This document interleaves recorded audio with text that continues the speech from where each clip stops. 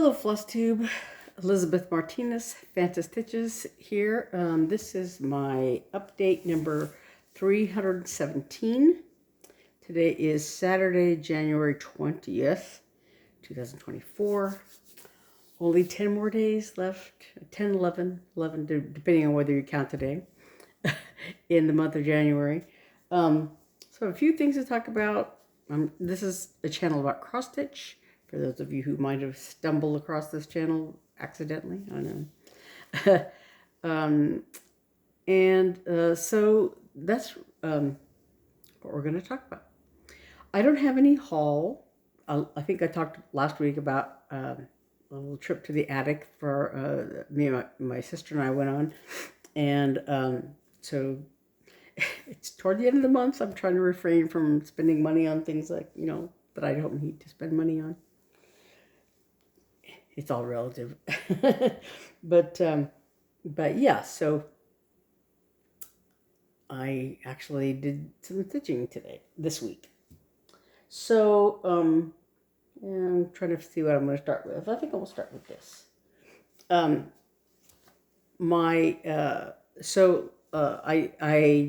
did like 7+ days.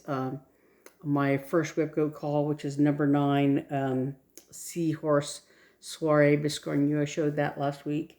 And I did a little bit more on Rabbit for the October Rabbit, which was my secondary WIPGO thing. And so I did that. I met the goal on that, on Seahorse, Soiree. So the other call was number 22, and my primary one was the bear, which I'll show in a minute, and my secondary chart was Snowy Reindeer from the Frosty Forest series by Country Cottage Needleworks. It's this little tiny chart. And so it's really cute. Mostly DMC with this green of these trees here is shutter green by its Gentle Arts color. And everything else is DMC. And I chose to stitch, this is in the chart, stitch this snowflake rather than using a button. So I worked on that a little bit. I had worked on it. I had started it like in Mania or something. I had done just that one snowflake and this little snowdrop. So I did a center start, and this little snowdrop thing is, was close to the center. The center was like over here somewhere. So I stitched that and this large snowflake pattern. And I found out as I was working on it this past week that this is in the wrong place. It's like half a stitch off from down here, and I discovered that when I was trying to put this in the right place, and it was like not coming out right. And I thought I had made a mistake over here, and these were in the wrong place or whatever. And it turns out this is right, and this is the stitch I used to find where to put all these other things. It's this that's wrong. So fortunately, it doesn't really make any difference. So yeah, it's gonna stay there. And I when I was looking at this fabric later on, when I was stitching, I was thinking, I wish I had done it the other way around, so that all the snow is down here and would show up a little better in this patch. And but whatever. So, and because most of this is going to end up probably being, cut off because of the, when I do when I go to FFO or whatever. But anyway, so yeah, because I really like this, sort of stormy looking color, but it's a nice shade of sort of bluish gray. And actually the snow shows up very well on it, I think. So yeah, So I actually completed these little deer. They have I do colonial knots instead of French knots, but for their eyes here. So they're actually done. And so I'm working on some of the snow, and then I have the trunks of these trees to go. And then there's a holly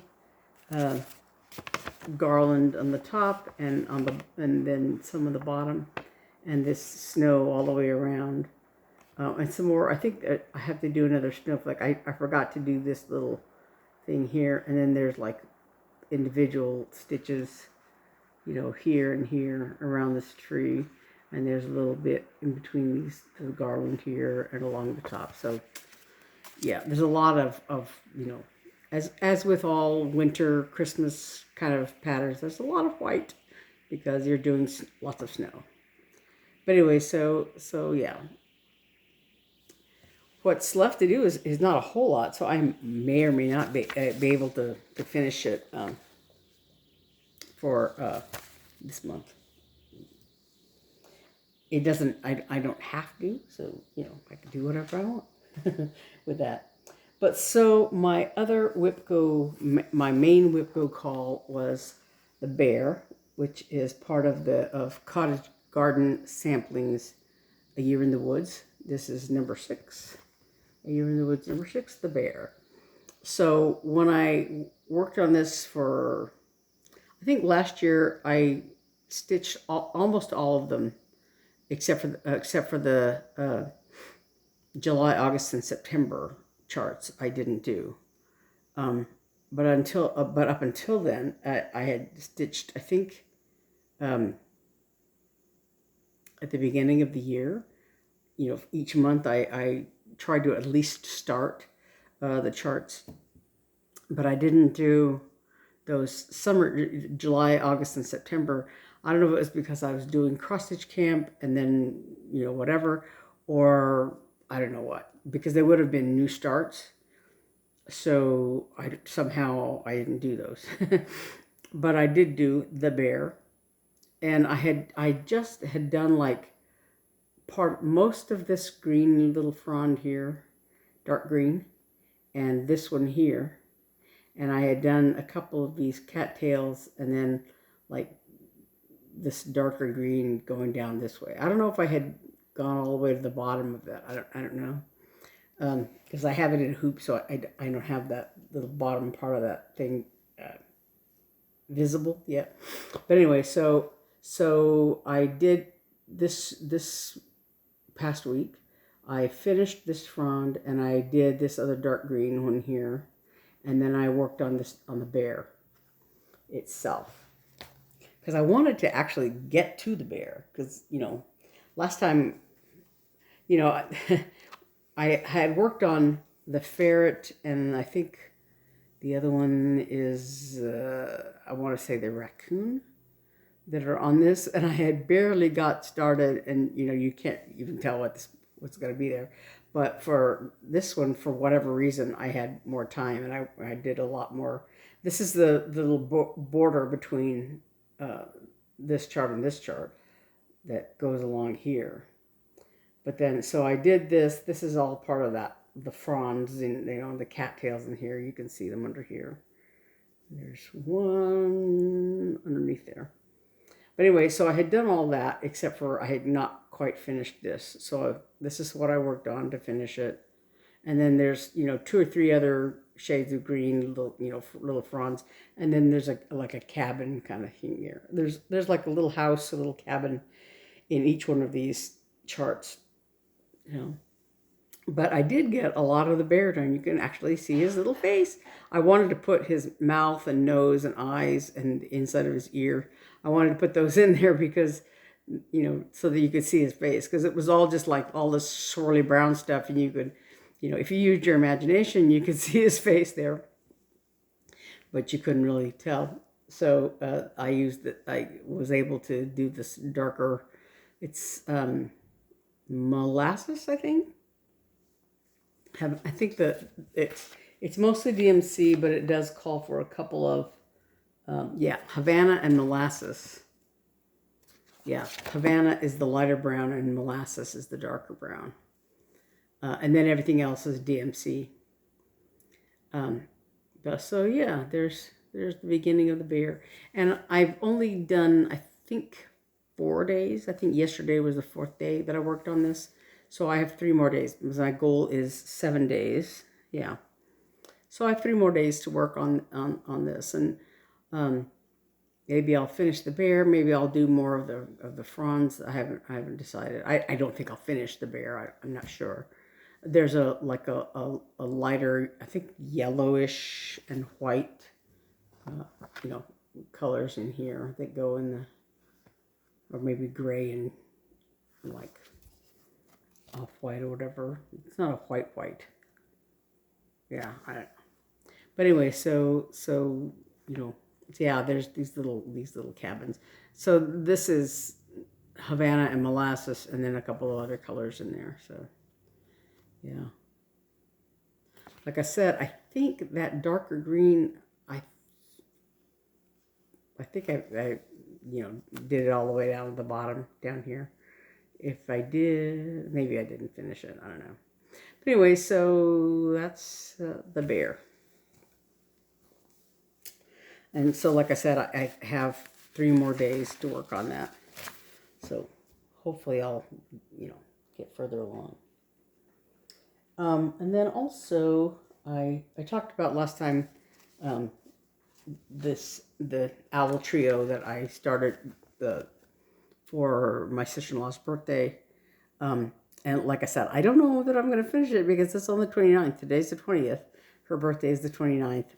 I don't think I'm going to finish it in 9 days because if I was stitching on it exclusively for 9 days, maybe I could finish it.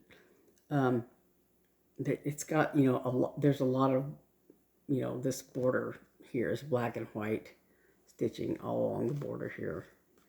Yeah. And right now I'm almost done with this owl here, except for the French knots and back stitching. There's a lot of back stitching and a lot of French knots on this owl. Colonial knots. But yeah, so, and I haven't even started the other 2 owls yet, or all leaves and all that stuff. But I am finally working on the wings of the owl. I just started working on this wing, but I did all the other. I think last time I said that there was a lot of black. There's not a lot of black. It's another color of orange. There's this lighter color of orange is the one that I have to do for the wings.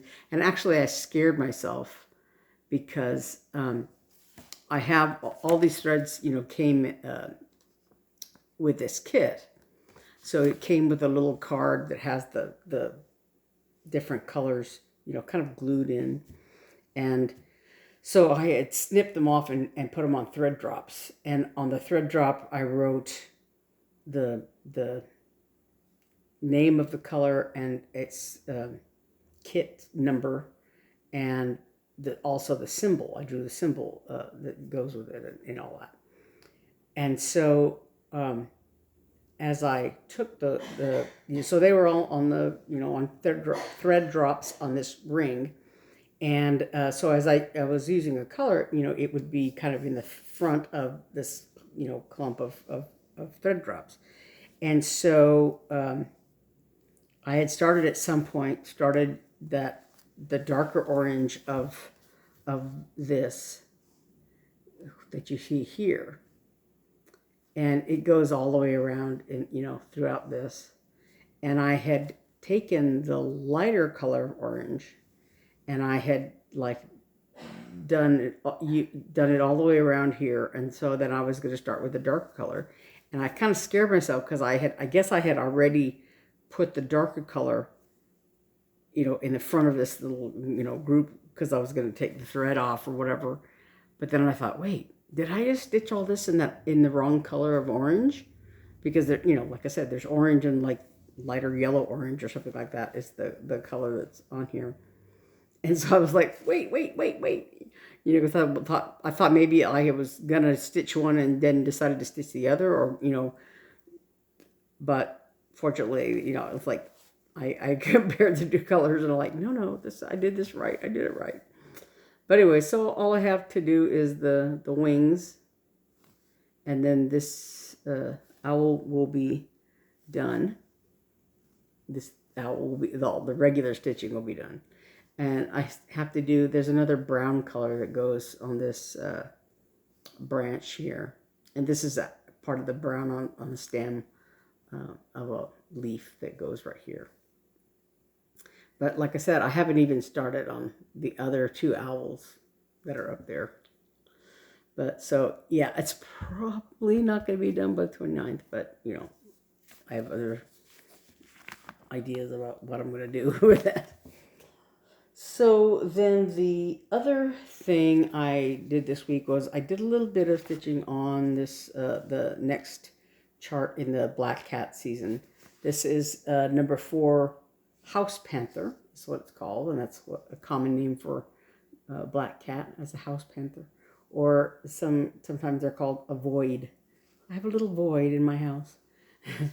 But yeah, so this is House Panther, and it says beware, and it says fierce and deadly House Panther, and there's, like, you know, arrows pointing up there, little exclamation points, I guess you would call them, kind of exclamation things. But yeah, and there's the kitty. So anyway, I'm working on this chart. So I finished the Blackest Cat and the border here. And so now I'm working on this beware. So there's an R here. Yeah. I just worked on that just today. I had finished the, you know, the little border thing the last couple of days, and then I think I had done this much last time. So today during our video, I worked on these two. So I think, gosh, that's it. so fast. That is all I worked on this week, although I actually did kind of a lot of stitching, except for just today. I haven't, is the only day I haven't really done a whole lot. It's funny because, like, I'll start a little bit later in the day, and I feel like I'm wasting the day. I'm wasting time. I should be stitching, you know, and a lot, you know, because a lot of times I'm there looking on my tablet, or I'm, you know, whatever, and I'm not starting right away. But I'm like, well, I always seem to stitch late into the night, you know. And I figure, you know, there are people out there who have jobs who like work for 8 hours and then they come home and stitch for a couple hours. So I'm really, you know, if I don't get stitching at 6 o'clock in the morning, I'm basically stitching all day or all evening, because I don't have a husband or you know, kids to feed or things like that. So, so yeah, I'm still stitching, you know, a pretty good a few hours every day. So and like, you know, there's no cross stitch police that's gonna say you have to stitch this many hours every day. So there's nobody to tell me that, you know. So yeah, it's funny, you know, when I was in school, and you know, I was a music major, and for musicians, you know, I always felt like, yeah, you know, you're supposed to be practicing all the time. And I remember one time I was, I think I was sitting outside there. I don't know if it was at an outdoor, like, picnic table kind of thing, table outside. This was at Indiana University when I was in graduate school. And I had English was my cognate field, so I didn't have a minor, but I had a cognate field. So you had to have like undergraduate experience, I guess you'd say, to a certain level so that, you would take graduate level classes in that field. So you could either take, like, since I was a music major, performance major, I could, take, say, music theory or music history or something, because I had an undergraduate level, so many hours in that field, that I could take it on the graduate level. But I didn't want to take music theory or music history on a graduate level. No. And so I had taken a lot of English classes as an undergrad. As a matter of fact, I had to take so many hours of upper level humanities. So like 300 level classes or whatever, as opposed to 200 level. Because there was a bunch of sort of what I call junk literature classes, where, just random lit classes at the 200 level that like didn't necessarily count toward a major or anything like that.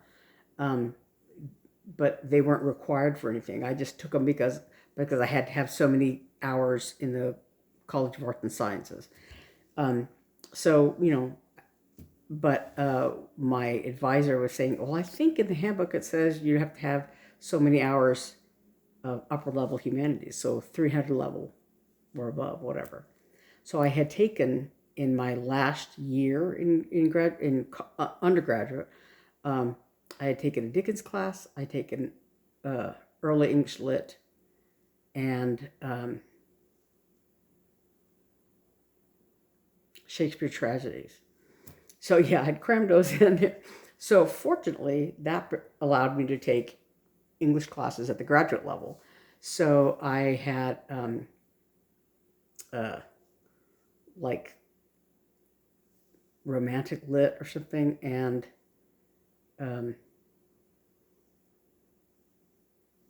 something else, and Brit lit since 1900. So anyway, so I was taking, over the course of 2 years, I took those 2 classes maybe, I don't know.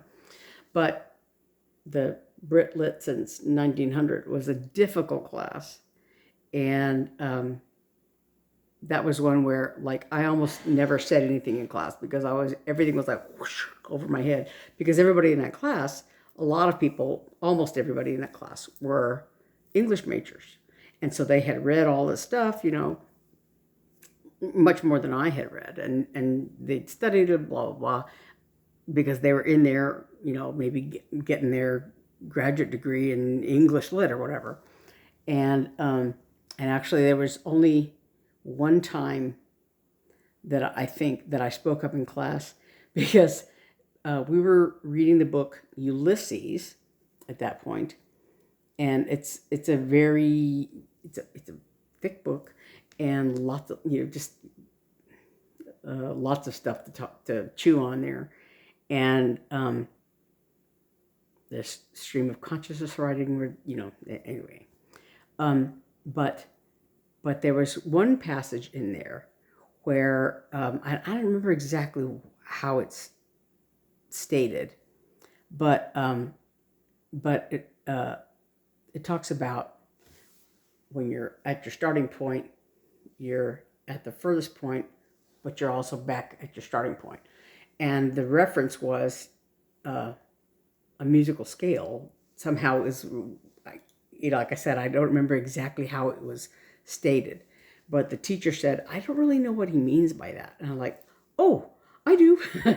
Because when you're looking at musical scale, if you start on, say, middle C, and you go, the furthest you can go is like a, is the B natural, because the next half step up is C, right? So that's an octave, and that's as far as you can go from your starting point, because that puts you back on C. But that's also your starting point, because you're back on C again, So it's like, I understand that. That was the only time I said, oh, me, I know what he's talking about. And so, yeah. But anyway, I said all that to say this, and then I was writing a paper for that class, and I was sitting outside working on this paper, And there were a bunch of kids out there who were, playing frisbee, goofing around, or whatever. I thought, oh, well, they're all done with their classes and they're done with their studying and they're done, whatever. So they have this recreation time. And for me as a music major, if I were done with my studies and all that, done with studying for my class and reading doing my homework and all that, the next step would be, why are you not in the practice room practicing? Because you should be practicing. So you should feel guilty if you're not practicing. And that's kind of how I feel about stitching a lot. Like, why are you not stitching? You should be stitching. You have all the time in the world. You should be stitching. When you're not doing something else, you should be stitching. And of course, that's not really true. You can stitch as much as you want. You don't have to stitch if you don't want to. But, so you want to stitch when you can. Anyway, so I've been stitching, but just, I think, am I hitting all my goals or whatever? Yeah. But I am trying to prepare for Winter Cross Stitch Camp, which starts February 1st. I think I've talked about it last week. I'm going to be doing Mouse's Christmas decorations. And I did get, like I said last week, I did get the other threads that I needed for that. And I have the fabric picked out. So I have about 11 days, 10, 11 days, the end of this month, So I can I can work on the bear. I can hit my goal for the bear and for Snowy Reindeer. And we'll see how everything else goes. So I think, again, this is a short video, apart from my blah, blah, blah about graduate school. But so I think I just want to finish up there and just make this short. So anyway, I think that's it.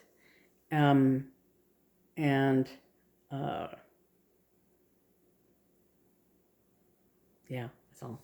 So I'll see you next week. And by next week, it'll be almost the end of the month, right? One thing I want to talk about, I talked about how I got a new phone. This is my little case. It has a little cat face on it. Isn't it cute? I found it on Amazon. The one thing is that I,